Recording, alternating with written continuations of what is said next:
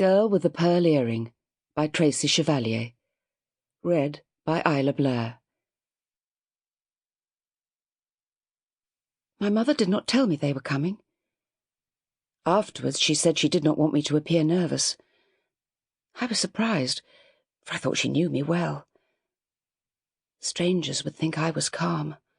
Only my mother would note the tightness along my jaw, the widening of my already wide eyes. I was chopping vegetables when I heard voices. A woman's, bright as brass, and a man's, low and dark like the wood of the table I was working on. I could hear rich carpets in their voices, books and pearls and fur. My mother's voice, her cooking pot, approached.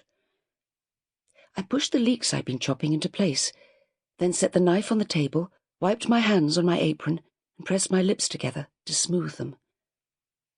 My mother appeared in the doorway, her eyes two warnings. Behind her, the woman had to duck her head because she was so tall, taller than the man following her. The woman looked as if she'd been blown about by the wind, although it was a calm day. Her cap was askew so that tiny blonde curls escaped, and her collar was not as crisp as it could be. Under her dark blue dress, a baby was growing. It would arrive by the year's end. The woman's eyes were two light brown buttons, a colour I'd rarely seen coupled with blonde hair. She could not fix her attention on me, her eyes darting about the room. "This is the girl, then," she said abruptly. "This is my daughter, Griet," my mother replied. "She's not very big. Is she strong enough?" As the woman turned to the man, a fold of her mantle caught the knife I'd been using, knocking it off the table so that it spun across the floor. The woman cried out. "Katerina," the man said calmly. He spoke her name as if he held cinnamon in his mouth. The woman stopped, making an effort to quiet herself. I picked up the knife, polishing the blade on my apron before placing it back on the table.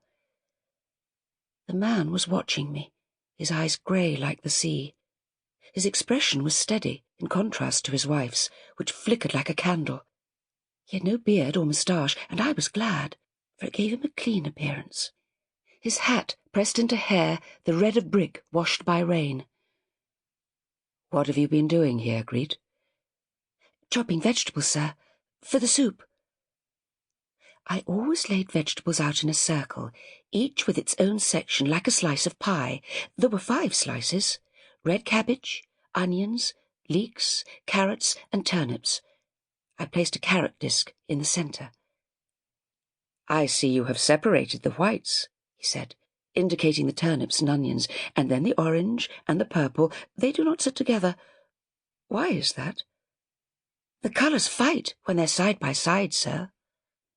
He arched his eyebrows. "And do you spend much time setting out the vegetables before you make the soup?" "Oh, no, sir." I did not want him to think I was idle.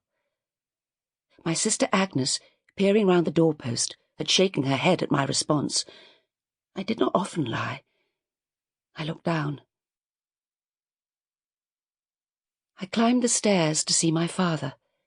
He was sitting by the window where the light touched his face. My father had been a tile painter, his fingers still stained blue from painting cupids, maids, soldiers, ships, children, fish, flowers, animals onto white tiles, glazing them, firing them, selling them. One day the kiln exploded, taking his eyes and his trade. "I heard," he said. "I'm sorry, Griet. I would like to have done better for you.